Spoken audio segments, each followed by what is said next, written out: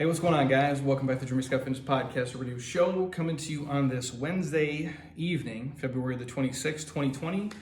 One episode we have been waiting to do for quite some time.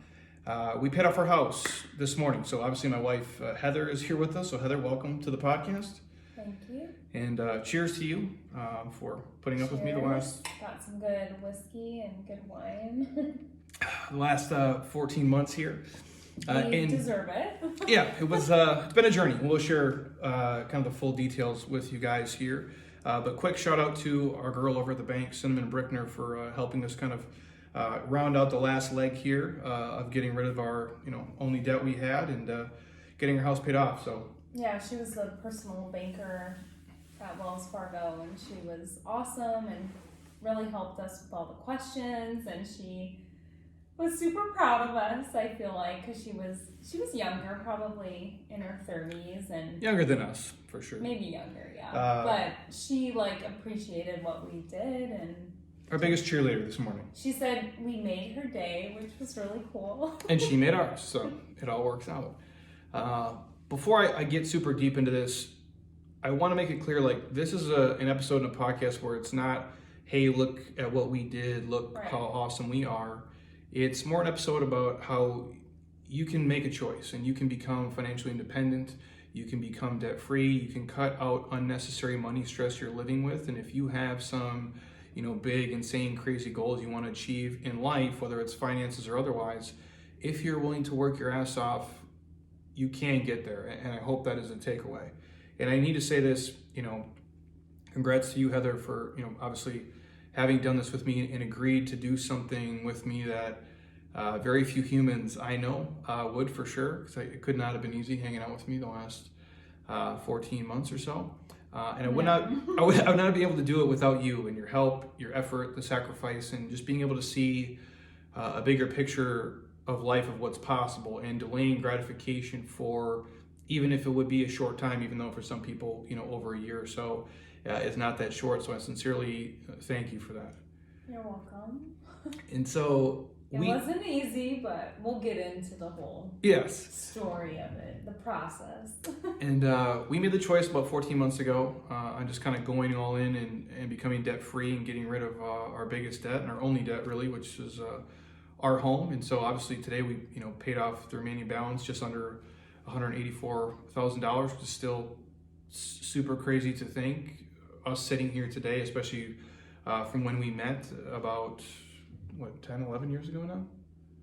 11, yeah, probably 11 and a half. We're getting old, for sure. And we've been in this home just under 7 years.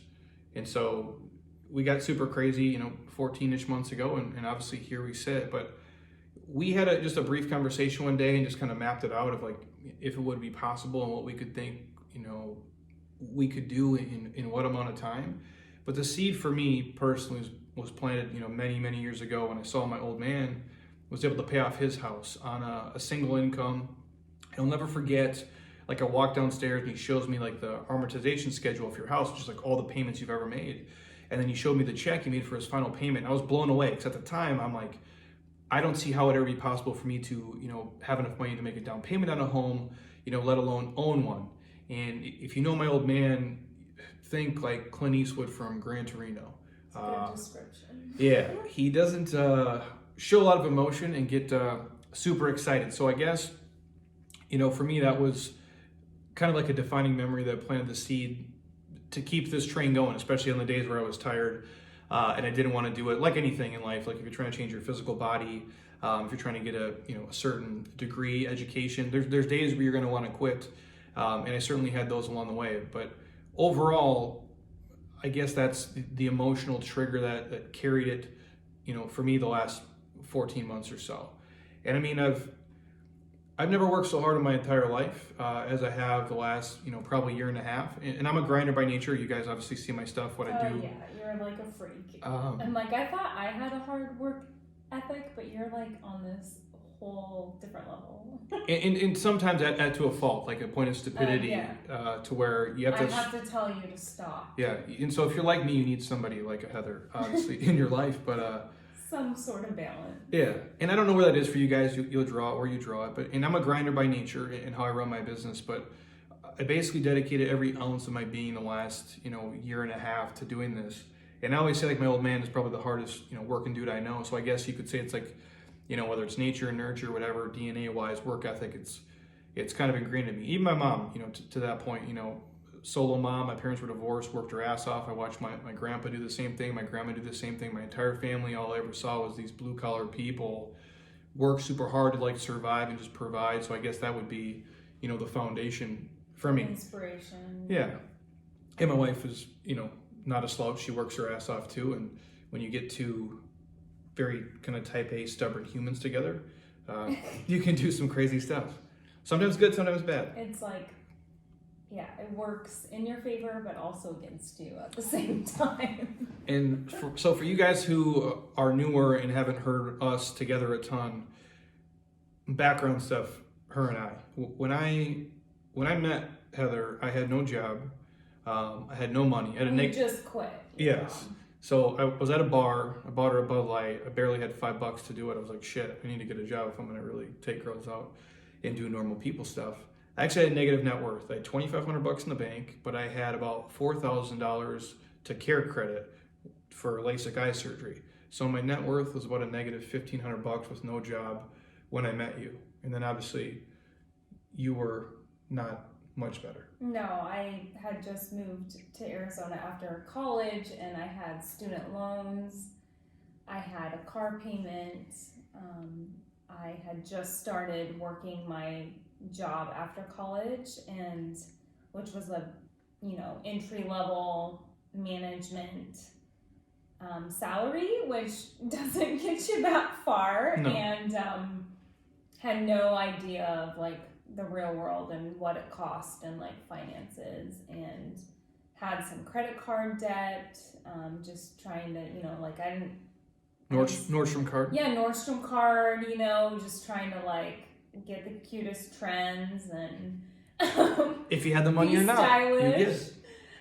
So yeah, it was a time in our life where we could have gone one direction, but we ended up working together, and over the past 11 years we've really shared our goals and worked towards them, and it's not easy, but we'll dive into that. And it's really surreal. I don't even believe that we just did it today. Did our final payment today. It's really crazy. And so the reason I share some of the origin story with you all is so you understand a decade ago we were normal or worse off than probably almost everybody listening to this, with no money and no resources and having the same consumer debt. Our families cut us. We didn't have families giving us money after No. college, which they shouldn't. I'm sorry. they should just let you be free and figure it out on your own, in my opinion. And I think it will benefit you in the long run. And I feel like it really did benefit me, figuring it out on my own instead of being handed everything in life. If someone wants to hand me some money today, I mean, I'd take it. But no, in seriousness, and you say it even your voice changes when you say it, because you say it with this, you're kind of almost angry about it. And I do the same thing, but you appreciate it when it's yours so much more.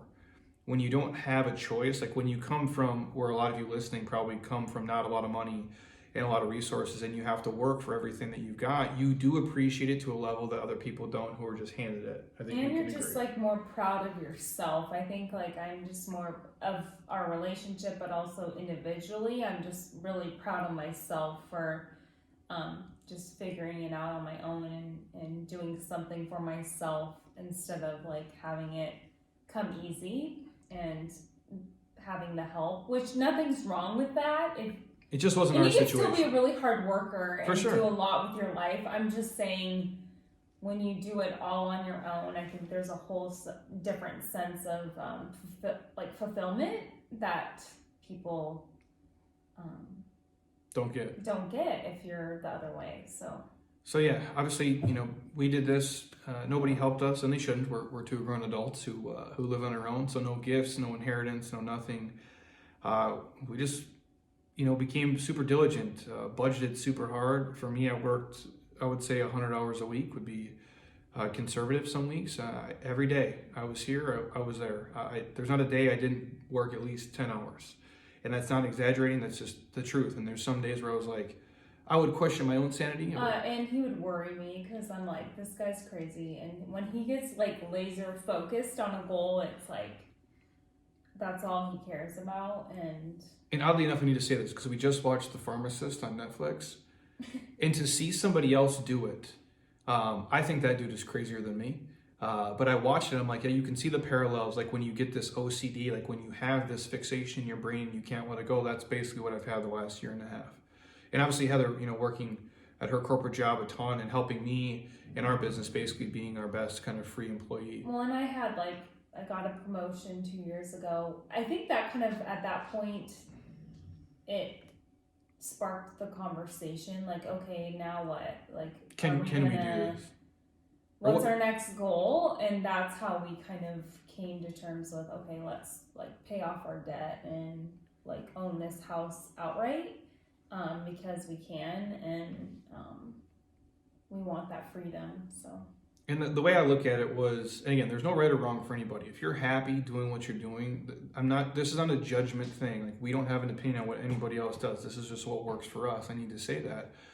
And I looked at it from like responsibility standpoint. Like if I was to like get sick or drop dead or something happened, would she be left with like a paid off house, money in the bank, retirement accounts, and normal stuff? I felt it was the responsible thing to do at this stage because I could do it. Who knows what can happen 5 years from now? But if we can make the money today and do it today, and we don't have a bunch of other obligations, let's just get rid of it and see what happens. And that's kind of how we came about it. Right. So how do we do it? Is the question people ask, I guess. So the first thing, set a budget. Do you want to talk about budgeting or no? You can start and then I'll chime in. Basically, it's like anything in life. Like we talk about tracking macros and we track everything in our life that's important to us. Obviously, you guys are trading your lifetime for money. That's just how it works. You go to your job, if they pay you 70 grand a year, you're trading your lifetime for $70,000. Yet very few people set a budget and give their money a dictation of where to go. And so what we would do is we look every month of what our fixed expenses are, the things that are never going to move, and then things that maybe we wanted now or in the future we could delay. And so we would communicate. And obviously the key for us was spending less than we would make. So obviously for us, we lived on not a lot the last year and a half. We didn't go to the normal dinners we go to. We didn't go to the normal social events. We didn't take the normal trips. We sacrificed for 14 months or so to be able to do this, but over communicated on everything. If she went and spent $12, we talked about it, which for some people seems like, oh, Jeremy, that's super crazy, but that's what was required. That's what it takes, to be honest. And it was so hard for me, honestly, because, and as a female too, you just have to buy more. You have to buy more clothes. You have to buy more hair products, makeup, this is everything. True. Shampoo. Everything. Skin products. And it's like to educate the man about that stuff. Haircuts, lashes. I mean, I would sell him. I would tell him. I'd give him the research. I'm like, this is why we have to buy this stuff, by the way. I just don't understand it still, but man, I get it. Men and women are different. And it caused, we've had multiple arguments about things, but I will say you learn a lot about your relationship and you push each other and you overcome these challenges and you have a clear idea and goal, and it brings you together, and also to have those really hard conversations of like, what do we want our life to look like? I think that was like the big eye opener for me, and to really dig deep and figure out what's important to me and what do I really value, because I would get sucked into the whole American culture of, Jeremy, we have to buy a new house. Like, I want to live in this neighborhood. Oh, I want this car. Oh, there was a lot of that, and it took me years of like maturing and also going through different challenges and understanding like I don't really want a lot of stress in my life. Like now that I'm 34, I'm like, nope, I'd rather just like take a step back and have like options and just enjoy life and not have it be and don't get me wrong, I still love HGTV, and Chip I and- love Chip and- shopping Chip and at Joanne. shopping at Nordstrom, and I will continue to do that.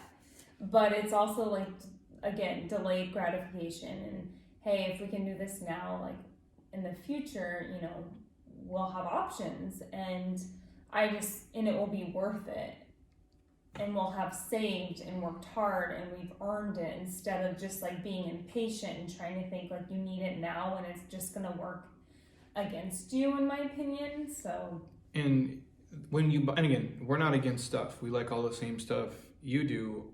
I just want it to be like a blessing in my life when I buy things. not a burden. Yes, I don't want to feel like when I go buy a new vehicle at some point, or if we do something to our house, I'm worried. I wake up at 2:00, you know, Thinking about it. and like, oh my God, can I make the payment, or if something goes wrong?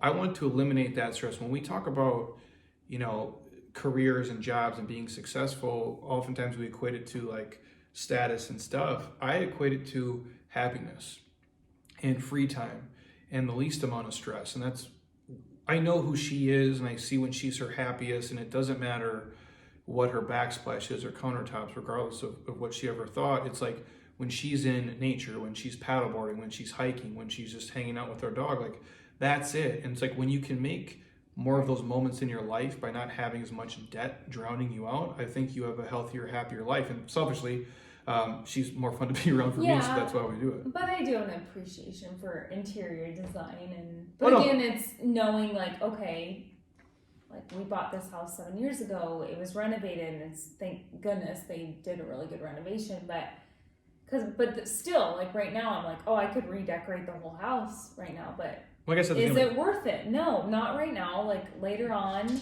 And does that ever end? No, it never ends. And I'm like, but what's more important to me is for us to be able to take an amazing trip, or go see our family or friends, and just be able to live it up and just do things on a whim, spontaneous, and not have to be like, I can take one trip per year. Like, to me, that would be painful.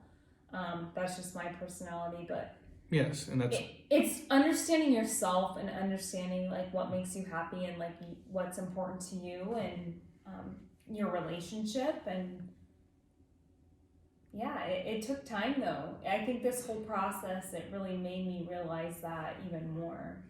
And so for us, it's over communicating, not just setting a budget every month, but talking every week and every day, honestly. Almost, yeah, every day. Text, email, hey, Jeremy, I need this, or I'd be like, hey, we have to buy this, or, and again, this didn't go perfect by any means, for sure. Now, it went faster than we thought, because I got super obsessed with it, and 14 things went right, where some money showed up that, you know, certain things in this entrepreneurial life, sometimes cool things do happen. But, you know, our washer and dryer took a dump, you know, car repairs. We did some stuff to our house and our roof and some siding, like different things that just pop up along the way. And I think that's part of life. Like there's always going to be those things that get in the way. But if you're communicating and forecasting, and, you know, you have an emergency fund and you have money set aside, it does make things a little bit easier. Right. And like for the females out there, what was helpful for me, because I hate Excel spreadsheets, even though I have to deal with them all the time for my job. But I didn't want to like live by one. You didn't. Yeah. For me, it was better. But it worked better. I would map out. Okay, here's this next month. Like I have this hair appointment. I have this outfit I want to buy. I have this event, or baby shower, birthday party. Like friends are visiting, and we're going to be going out to eat, things like that. And I'd give him estimates like a month in advance, and I'd email it, and I'd be like, okay, approximate date or week of the month, here's approximately how much I would spend. And that worked really well, just to give him a heads up, because I will give you props for being the one that really managed the budget, and I would just assist. But it's super helpful when you're both on the same page. It's not like I'm playing for the Lakers right. and she's playing for the Bulls. Like it's a team effort. And even like grocery shopping, I would like write out a list. Here's an estimate. I'm going to spend like $100 or $50 today. Here's what I need. And I will say it when you use cash, it really makes you kind of double. It's painful. It's painful, and you kind of double check, okay, what's what do I really want or what do I really need? Honestly, I avoided Target for the 14. I think in 14 months I was there twice because I know every time I'm at Target, I would throw things. Oh yeah, oh I want that candle. Oh, that swimsuit's cute. And I'd throw it in, and be always over $100. I swear it's like their marketing strategy. But I had to avoid it because I'm like, it's too easy for me. Like I can't stick to a budget at Target. I just can't. And you know, if you show up with $100 cash, and I avoided, and there's $150 in the cart, you know, you got to be that person who's taking stuff out, which is terrible. Right, and I avoided Nordstrom a lot, which was very painful. But I knew like if I could cut back on shopping and if I could spread out my hair appointments, my brow appointments, lash appointments, I would, you know, instead of going every 3 months, I'd go 4 or 5 months or things like that. Like that would help us out and we'd be able to tackle this goal in a quicker amount of time than if we just lived our normal right. lifestyle. And that's the delayed gratification, the sacrifices you guys make up of maybe not going to as many drinks or as many dinners out and just making smart choices. And again, I will say that using cash, when you do it, it activates the pain center in your brain because you're giving something away. It's not like you just swipe this card, you get the stuff and get the card back. You actually hand the money and you do think twice about it. And that's why I think people finance so many things because it's painful to go hand someone $5,000 for something. It's not fun. When you swipe a card, you don't feel. There's more emotion tied to it and you definitely, it makes you check yourself. But I will say like we cooked from home a lot. We didn't go, it's so hard. We literally could ride our bikes or to the best places. Walk to some of the best restaurants in Scottsdale, and like it's really hard sometimes where we live to, because it's so easy for us on a weeknight to go somewhere and we ate the same thing, I feel like, a lot for dinner. But I mean, you think about like that, because we go through like receipts for taxes at the end of the year, like that saved thousands and thousands and thousands of dollars of us just not doing that. And again, I don't think we go out to eat nowhere near what the average person does. So if you're listening to me and that's something you guys can at least cut in half, you'd be surprised. You could probably crush your credit card debt or a student loan or a car payment. You could get rid of it just by doing that for 12 to 24 months, which in all reality is not that long. And like we didn't take an international trip last year, which was painful for me. But we went on amazing we went to the Big Island. I got hooked up with my job and I'm so grateful for that. But and airline miles for the trip. And so it's like you can do it on the cheap. We still traveled to our home states, Minnesota, Washington, to see our family. We did our own little trips throughout Southern California. Like we didn't cut back on experiences other than just like a big international trip, and just cheaper experiences. We didn't go to like we're not going to Javier's. Like we'll go to somewhere else for a normal dinner. You know what I mean? Like we do the same trips and they're fun. Malibu Farms is way too expensive for what it is. We should have went to Javier's. But like, you know, we go like Bear Fish Market or something, like it's not as expensive as like a normal place. Like so we would cut the corners where we could with everything. Or I would already be in Newport Beach for work and then I'd be like, hey Jeremy, fly out because you know obviously my trip's paid for and like just we can extend over the weekend and that way we can also spend time together and celebrate and have a fun weekend but not have to pay for two of us to experience it. So. The way our life is set up, we're able to kind of still do some of the fun stuff and because we live here. I'll say this. The one thing that has helped me do a lot of things and us, I'm still driving my 2008 Honda Accord. I just told I had a lash appointment today and I was like telling her, because she asked what I did today, so I told her, paid off the house, and then I had a meeting at the Phoenician, and anyways, I was like, but my husband drives a old Honda Accord, and that is one of the reasons why we were able to pay off the house. 2008, 143,000 miles, and almost nobody who makes money, you know, would be caught dead in that thing. But I love it. Like, that's one of the things that I love about you is, like, you don't care what people think. And, gosh, the guys, I'm sorry, not trying to hate, but the guys that I see on Scottsdale Road with their flashy cars and they'll pull up and they rev their engines and then they, like, try to be, like, you know, a drag race or whatever. And I'm so embarrassed for them. I'm like, why do you think that's so cool? And I have appreciation for cars. Like, For sure. I do like You really like cars nice more than I do, yeah, for sure. And maybe it's my dad and my grandpa always liked cars, so like I love a nice car. But it's when you're trying to show it off, I'm like, oh, it's like so, it reveals a lot of insecurities and lack of confidence, in my opinion. Well, I'm super confident because I got this Accord, man. I'm rolling in this thing, dude. It's, I mean, it works. But again, I say that because of not buying a more expensive vehicle 5 years ago, 10 years ago, something. It's allowed us to save money, invest it, let it grow, and to be able to pay this off and be in this position where if I would have went and bought, and no offense, doesn't matter if you want to drive a Range Rover or Mercedes and you guys can afford it, respect. But if I would have dropped $100,000 in a car, there's no way we'd be sitting in this position today. And so I have like an emotional attachment to it at this point. Like at some point, I don't drive a brand new car. Mine's a 2014. So. Yeah, and we bought hers used, and when we did that, great deal. We set a budget for that. I researched as long as I could. I went in there and said, "Hey, here's how much money we have. We paid cash. You're not getting another $1 more," and so we bought it. I mean, even that was like 3 years old, and that's probably the newest. That's the newest car we've ever had. Is a 3-year-old car. Yeah. Yeah. So again, there's ways you can do it. So obviously, is this stuff easy? No, it's not easy. It's not fun. You know, especially where we live here, you see everybody drives the nicest cars. They have the nicest shit all the time. They're always upgrading their house, or they have like the nicest clothes, and it's. But that has nothing to do with us in our goals. And I think, I will say I'm really proud of how we were raised. I think growing up the Midwest, the Northwest is similar too, and I think those values have really stuck with us, and we aren't getting sucked into not talking down about anybody. But keeping up with the Joneses. Yeah. It's not who we are. A little bit more extreme, I think, but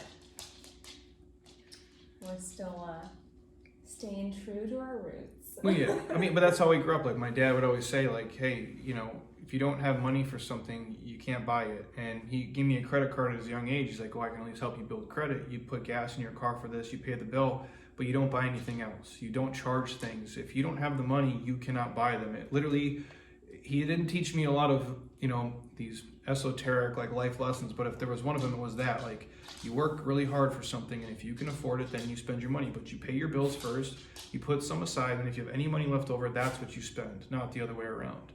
And is that a super fun way to live? Well, no. I go, but it's what a responsible adult does, and that's obviously why we can sit here today. And so for us, obviously, it was hard, but I don't think it's hard as we thought. Obviously, when it comes down to it, but we had some arguments along the way. Yeah. Do you remember the one I got irritated with the most? No. I don't even know why. I feel like there was a lot. I remember it was for the landscaping for some reason. And it was like, yeah, like you didn't talk to me. I don't know what it was. Because I get mad when it's like they set a number, like, hey, it's $200, and then they're like, it's $275, and it was something like that. But something else went wrong. And I just was like, pipe burst, and I'm like, something. I was just so mad about the $75, which at the end of the day, it's not going to move the needle in our life. But I was like, because the budget is the budget, I was just so pissed. I'm like, what, this fucking guy with $75? And I was just like, I threw the money on the table and I just stormed off and went to work. I just couldn't take it. That's probably the one I remember the most for sure. Short of that, we had the normal arguments about everything. Obviously, she would probably want something and I would say you had to wait. So there's always going to be that. So just know when you guys... Jeremy doesn't really care to shop for himself or do a lot for himself. So it was all on me. I could live in like a box. I'd be like, Jeremy, you really need some new jeans or a new shirt. And he'd be like, no, I don't need any of that. And if you buy it, I'm just going to take it back. And I'm like... Well, most of the time it doesn't fit. And you drive me crazy. I got some new jeans on right now, though. Finally. These are fancy. Finally. But after it was a Christmas gift card too, by the way. So we didn't have to pay for them. That's why it worked. So obviously, communicating at every dollar we spent, living on less we make, all the normal stuff, but really just talking and having the same vision and the goal, for the future with each other. And I'll ask you, was it worth it? Oh, it was so worth it. I want to have choices later on, and I really like my job. I'm not saying anything negative, but yeah, there might come a point where I'm like, what if I didn't want to do this? Or what if I wanted to just change everything in my life? I would hate to feel trapped. I would hate to be stuck in something, and it's because I overextended myself to live in this neighborhood and have this house and drive this car, and I couldn't do my trips every year that I wanted to do and see my family, my friends. Like, that to me isn't worth it. And so I always remind myself when I go back to that state where I'm like, oh, maybe this house or this car. maybe I do want this. But I'm like, no, Heather, like, I know myself and I know what makes me happy, and the less stress, the more joy is what I want to continue to focus on. And so it's completely worth it. And you're more fun that way, and I'm more fun that way. And when you For don't, sure. when you show up to obviously we all need money. We live in an economical world. I'm not going to give you some fairy tale shit that is telling you anything different. But when you show up to something and you do it, not because you have to, but because you kind of enjoy it and it provides for your life. And that money you earn is for yours to spend on things that you like you did when you were 12. Like for me, it was like I could go buy a fitted hat or some basketball cards or something, or some video games with your friends, instead of just like, oh, I have to pay, the mortgage down. I have to pay the interest on this car loan down. I have to pay these student loans down. Then your life becomes a grind. It doesn't become fun. When you can never, money is just a tool to let you do fun shit with people you like. That's how I look at it. I don't want it just to be to pay down debt for stuff, so I'm trapped in my house or my car or whatever it is. And that's kind of the message we're relaying to you guys here. And really quick on the financial part of it, when you understand like how an amortization schedule works, it's depressing to look at, and that's the thing that got to me the most. And for anybody listening with the house, I pray you know what it is, but if not, real quick, your amortization schedule is a table that lists each regular payment on your mortgage over time. So the length of your loan, whether it's 15 or 30, most of you guys listening, it's probably 30 years. A portion of each payment you guys make is applied towards the principal, the balance, and the interest. And that schedule details how much of each goes to each component. So how much interest and how much principal you pay. So when you look at it in the lifetime of your loan, like, wow, you're paying so much interest because you didn't have the money up front. So when I woke up one day and I really dug into how much interest we were paying, and I was going to have to pay over the next 30 years, it was hundreds of thousands of dollars. And that just seemed, well, fucking stupid to me in all reality. So we decided to go, the other route and not do it. But by doing it this quickly, we saved ourselves hundreds of thousands of dollars if we were to stay here and do something. And so now we can take that same money and invest it into other things and not be trapped by it. And a side note, in my opinion, the average person, the quickest way for you guys listening to be financially independent, to be, stress-free of, the financial chains people walk around with, how to become a millionaire, is getting interest paid to you on investments and stop paying it to others. I feel like it's common sense and it's worked for us, yet I don't think most people operate that way. And I have to just throw that out there. And so again, this is not a look at how awesome we are. It's just, right. If you're struggling with debt, if you feel trapped in your current financial situation, you have a lot of anxiety, stress, you feel like you're drowning in student loans, credit cards, auto loans. Then maybe do it the other way instead of following what majority of Americans do. And are they really happy? And again, if you're happy, then this message is not for you. And again, we're not judging, this is just us. But if you're unhappy and stressed, know you can change your financial situation and the status if you get serious and get on a budget and you get laser focused. And if you guys have questions, obviously you can message us. And as we sit here today at this kitchen table, which funny enough, the first time we had a housewarming party here, we had this fold-out Lowe's table. We did not have this great West Elm table that I wanted so bad, but again, I get like points. If I make my goals, I get a bonus, but I also get these like points to shop Yes. for Marriott. And I was like, oh my gosh, I'm gonna save my points so I can get this West Elm table. And like literally, it wasn't gonna be until months after our housewarming party, but I saved, and I was like, whatever. And I care what people think too much still, but I was like, know what? We're gonna do our housewarming party. We're gonna have a fold-up plastic table. We still have that table. Yeah. Yeah. We for use outside. it for outside. But I'm like, it's like a plastic I want Lowe's card this, table. and again, delayed gratification. And I'm like, who cares what people think? But how It's fun? worth it. But how fun was that party? And we had a great time. I think people had them all. But. Yeah, even if you thought our house was ghetto as hell, it was fun. Like, we still have pictures from that pop up on Facebook, and like, that was a good time. I guess my whole thought process, or when I hear people talk, it's the ones that have really accomplished things as far as like they don't have a lot of debt, or they own and they've worked really hard and they've delayed gratification. Like, that's who I admire instead of the people that are faking it, in my opinion. Well, and again, we put so much emphasis on, like, oh, we have to have a great home so we can entertain people. And I understand that. And when you have the means, it's a blessing, it's not a burden. And I use the example of the first party we had here, like on New Year's Eve. All of our friends were here in that era of our life. They all lived here at once. It was super cool. And we had the ugliest, worst shit we've ever had in our house. Well, it was like barely decorated. Yes. And our backyard was like So the most ghetto. basic ghetto thing Yeah. it was, not what it is today. But again, we didn't have the money then. So we weren't willing to overextend just to fake impress our friends. They're our friends anyway. They're going to love us regardless. And I say, one of the most fun parties we've ever had here, when we were our brokest and had the least amount of stuff. And I think we emphasize the dressing of it and not really the stake of what it is. It's the people and the experiences that matters the most. And when you can do it Just stress-free. the memories. Like, the memories is what life is all about. And I'm not perfect at it still. Sometimes I get Everybody does. sidetracked. But I've gotten a lot better, and I'm proud of myself. And I think this whole process of Well, yeah. the journey of doing what we're doing, and again, we don't have kids, which we had that conversation. Like, we don't want to have kids yet.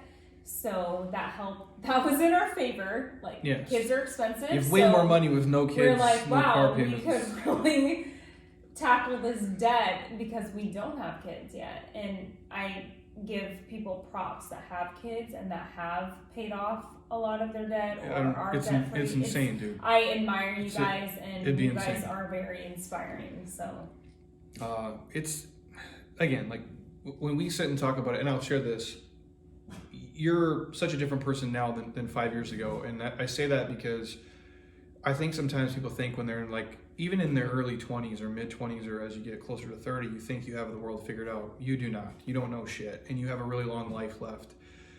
But there was a time where you used to send me like 200 houses a year of where you wanted to move. And I'm not saying this to call you up, but just to bring a point. You would send me these homes, and I'm like, super cool.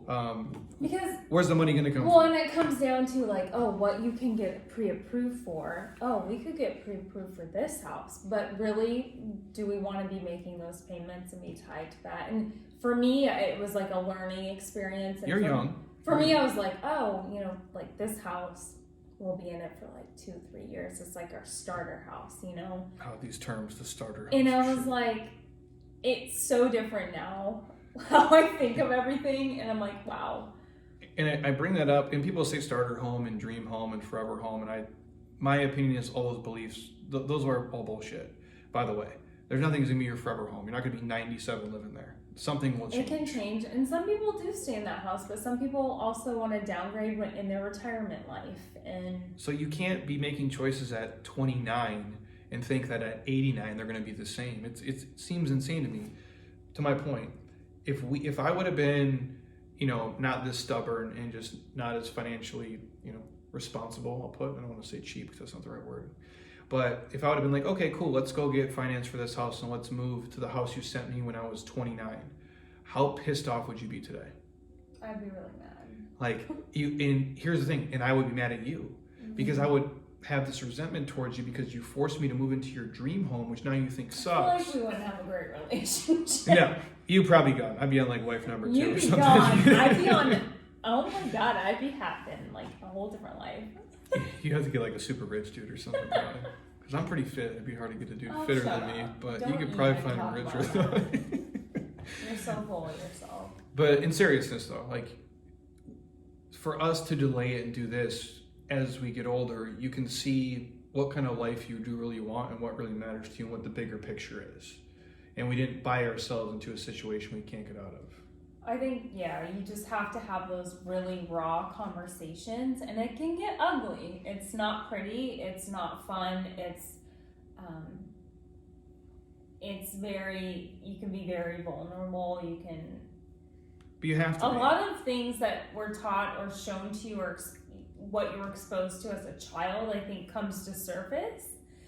And you really have to talk through that with your partner and be on the same page and really identify what type of life you guys want to live in the future. And that was like the biggest obstacle, and that's how we set our strategy and our process was based on our values, our beliefs, our dreams of what we want our like, life to be. what are your dreams? Not like, and again, don't get me wrong, I like materialistic things. But people, when they do it, they just say, well, I want to live here in this. That's what kind of and stuff. And I was all want. about the dream house, believe me, I was obsessed. And sometimes I still can get obsessed with it because I live by really beautiful homes. But is that your dream though, right? I know. Like you didn't, at 12, you weren't But like, now, I dream of this. I think because I've had multiple jobs, I keep kind of working my way up, and I'm like, I don't know if I want to take on this amount of responsibility at this age, to pay off, to make a house payment or to make a car payment. Like it's changed this whole process has changed everything that I've ever thought.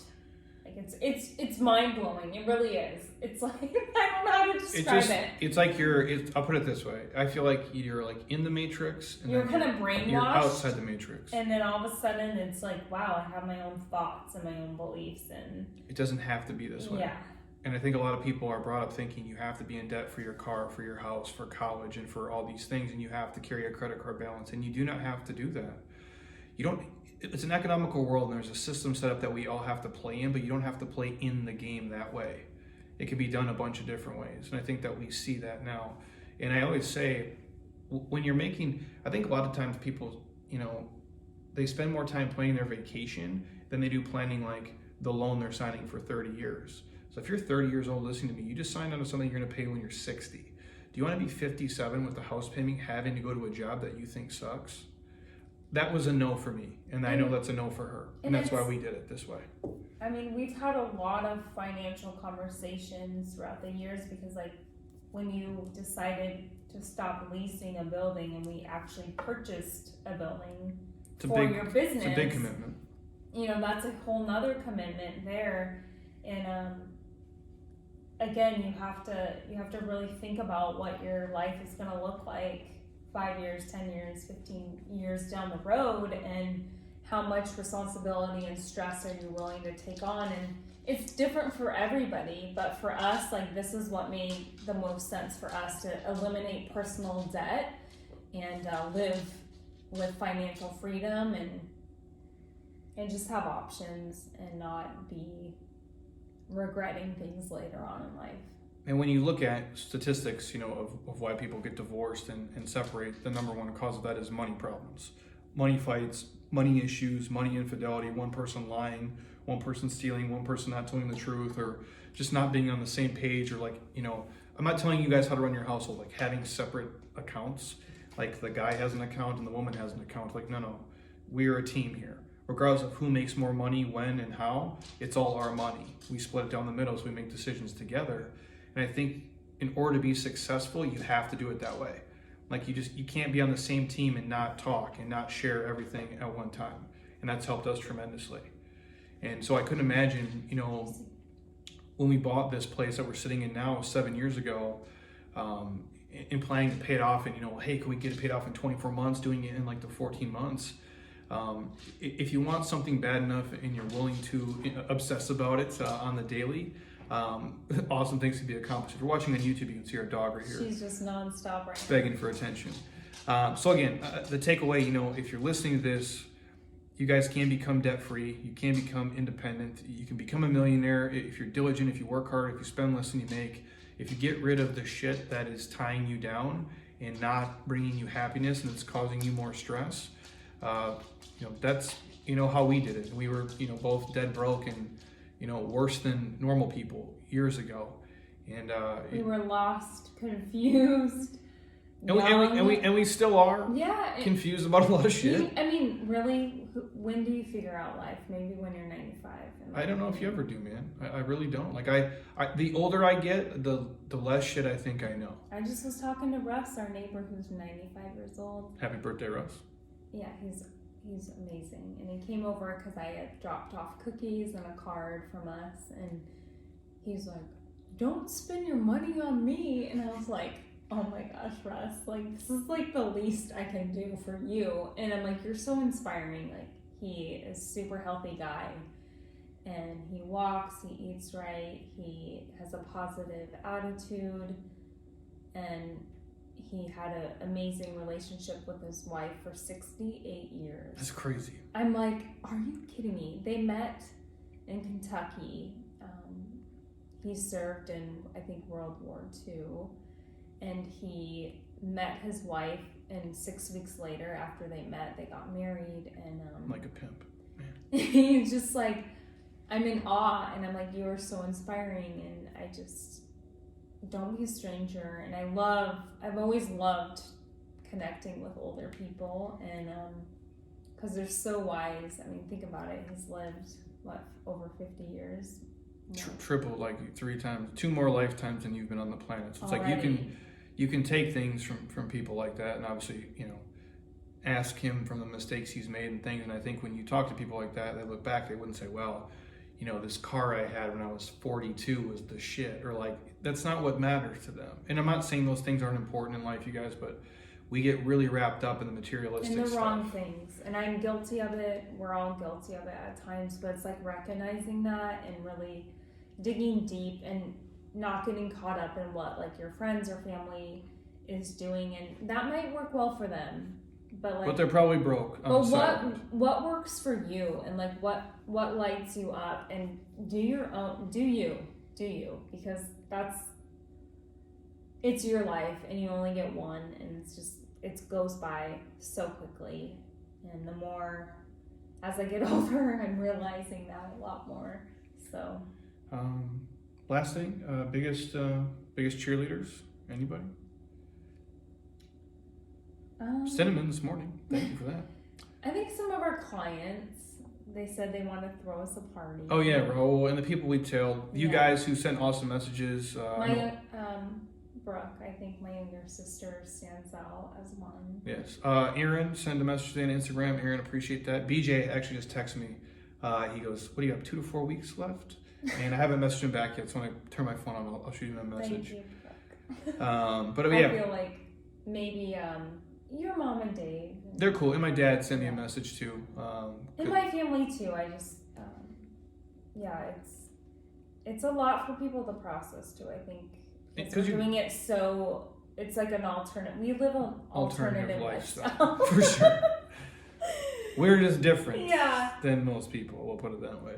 I will say this, for you guys, obviously, I'll link a lot of the resources. I did listen to the Dave Ramsey podcast probably like 150 times over the last like 2 years. And really good. I literally could go on the show and answer every question that he's going to answer the same way he does. I've listened to it that much.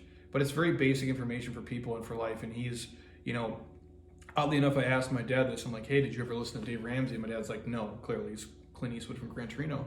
I go, but he says a lot of, and not as quite a positive way, but says all the same things that like Dave Ramsey says, just like don't collect debt, just be basically just, the old school mentality of common sense. Like what your grandma and grandpa would probably tell you, work really hard, save your money. Yeah, and like his dad, your grandpa, who you never met, right? No, Judd never. No, he died. So his dad's dad was an accountant, and I really do believe that his dad passed that on. His grandpa passed that on to his dad, and I think that's where those simple principles of basic budgeting came into play. And when you're from, and again, I'm not just saying in the Midwest, like we're just where I grew up specifically. It's not flashy. It's not fancy. You just kind of go to work. You do your thing. You try to take care of your property, and you have the nicest stuff you can have, but you don't overextend yourself. And it's just not how I grew up and how I was raised. And I think for what it's worth, that's ingrained in all of us at some level. And that's kind of part of our story now. So Pretty badass, man. So hopefully that gave you guys some insight up to like how we did it without boring you with all the arguments and the crazy details. But at the end of the day, if you guys you're married or you're single, really just understanding that you're spending a big chunk of your life working a job for money, and then not understanding where that money is going, I think is a depressing thing. And I know this for a fact. If we had not done this as detailed and communicated this much, we would not have this much money in investments or in the bank today. We would have spent it on, and we wouldn't have blown it for sure. That's not who we are. But we would have spent it on a bunch of different material stuff and things, and we'd still have this debt hanging over our head. And now we don't. And so the point is, if you get laser focused and you're diligent, you can make some amazing things happen. I know a lot of you might be chewing on 50 grand of student loans, or a monster car payment, or you maybe bought a house when the timing was wrong, or whatever it may be. But just know, from afar, it looks like it's impossible. Just like when you enter college, you're like, oh, how am I ever going to get through 4 years of school? I don't even have any credits. And it's like, all of a sudden you get 12 credits and 24, and then it snowballs on itself. So even if you think you're in the biggest hole ever, and you got a small shovel, over time, you are going to make progress. If you really just, again, delay gratification for something and know, it might, patience. it might suck shit for a year or two. It is. It's not fun at all. It's really not. No. I said that, I would say it like along, I'm like, oh, this is kind of fun. Like I like, He maybe because he's crazy, but I would say I was that. like, this sucks. There's days where I was like, I like the journey of it, because like now I'm like, what the hell am I going to do? But you're a saver and I'm a spender, so and I for think the spenders out there, can be painful. Well, I think you have to know who you are, right? So if you're in a relationship, are you both savers? Are you both spenders? Is one of you like a super nerd, or is one of you like? And again, that's where she can talk me into like maybe having more fun than I would have on my own. And I think for me too, it was like the retirement savings part. I'm like, hey, if I can retire earlier, yes, by doing this, yes, sign me up, because I don't want to work my whole life. And so if you're the saver like me and Heather's the spender, you have to know what their pain points are, right? If you're going to talk them into stuff. And so what I would say a lot of times is like, cool, you want to work till you're 68? And then he'd say that, and I'm like, no. And so that would bring her back to working like maybe in my 50s. And so I would talk and be like, what's cool? I'm like, one day I'll just be sleeping in while you get up and go to work. And it would drive me crazy. We'll just have role like, reversal. And one day I won't work and you'll work. And then that would kind of prompt her to like get back on the program. That would like ignite the fire in me. So whatever the pain point is, or whatever the trigger is, or if you guys do have a dream solo or shared dreams, just really talk about those. And they can involve stuff. It can involve a second home, or you buying a house in Hawaii, or you doing whatever. Or it can be, hey, we do want to travel, or we want to have more freedom. And I don't know what it is for you, but you have to really take time and kind of audit what's going to make you the happiest and the most fulfilled. And we're still figuring that out. Like sometimes we're like, oh my gosh, it'd be great to invest in like a vacation home or like a rental property. Sometimes we're like, oh, we would love to travel back and forth at some point to a couple different states, or move, at some point. And it's like if we would have signed up for a bigger home, like a $1 million mortgage, that would crazy. Completely destroy that dream. And it's like, we are still young, we're still trying to figure out our life. And I think the biggest takeaway is like, just take time, be patient, and just take time and figure it out slowly, because you will change your mind. I go back and forth like every month. I'm like, oh, actually, maybe we should do this. Maybe I want to do that. You do flip-flop for sure. But I mean, that way when you're doing it, it's like, now you have the choice though. Right. You don't feel financially trapped and obligated. And for me, above all that, like, you can obviously always sell a house. You can always sell a car. Other than your student loans, they're all bankruptable, and who knows how that shit will go. For me personally, it was, I want to be able to do podcasts like this for you guys to, whether it's motivate you, educate you, inspire you, whatever it is, and be able to go coach the people I coach and write the things I write and say the things I say. If I felt a financial burden and stress, I'm already stressed as it is, just for normal life and what we do for businesses and shit. I wouldn't be able to be this person if I knew I had a monster house payment hanging over me, if I had a monster car payment or student loans or whatever it is, especially the house, knowing that you did it to yourself. I wouldn't be able to talk to you this way and create the stuff and do what I do. I wouldn't be the same person. I wouldn't be able to pick my wife up when she has a bad day, or give my mom advice, or help my friends, because I would be so wrapped up in my own shit, in the prison I created in my brain that's stressing me out. So a big part of it for me is just to let my creativity and inspiration be free by not being shackled down by a bunch of dumb money shit. So Exactly. anything else?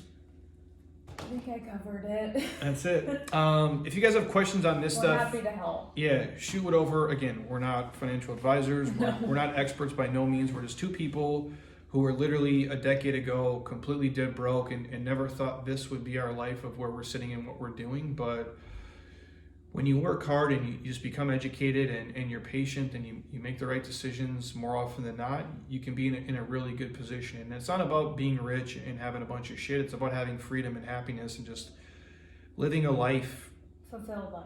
That's it. And that's, at the end of the day, Giving back, I think that has been huge for us. so If we couldn't, such a blessing. if we couldn't do that because we had payments, I would feel like the And biggest. we've talked about that in different ways on other podcasts, like adopt a family every year for Christmas, and the little things we do throughout the year that adds up and really makes us feel like we are Contributing and contributing helping other and people helping who other need people it. that had it way Way worse worse. than us is like lights me up. And we get more out of that than, oh, here's our new chair, here's our new love seat. Not that that stuff's unimportant, It's but fun, but it's temporary. giving a gift card to a kid who just got accepted to college because he really needs it, like that's the shit that matters to us. So, but again, if you guys have questions, shoot them over, message them. Happy to answer anything I can or direct you to people. Obviously, we have CPAs and financial advisors and people in our corner who have helped us along the way, and we'll continue to do so. And I'll just try to, continue to educate myself and give you guys the best info I can on anything. So, Heather, thank you. Thank you Appreciate for it. having me. It's been a long day. Yeah, I'm I'm so tired. I need to eat so and lay down, but hopefully you we both guys, are wrecked. hopefully you guys enjoyed this. So, again, if you're on iTunes right now, stop. Don't be a lazy ass. Drop me a 5-star. Leave a comment if you're on your iPad or obviously your MacBook. Click the iTunes icon, ratings and reviews, 5-star it, and share what you think. And again, if you think this can help anybody, friends, family, anybody you know, get out of a financial rut or at least inspire them to do something a little bit different, please share this with them, because I know if I would have heard this, at 22, 23, 24 years old, it would have gave me hope and made me think about, money and stuff and career and life a little bit differently. And so you guys can learn from, the mistakes and the things that we did along the way. So until next time, eat well, train hard, be nice to people, and please keep doing shit you love with people you enjoy, because your life is too short not to. I'll talk to you guys soon. Peace.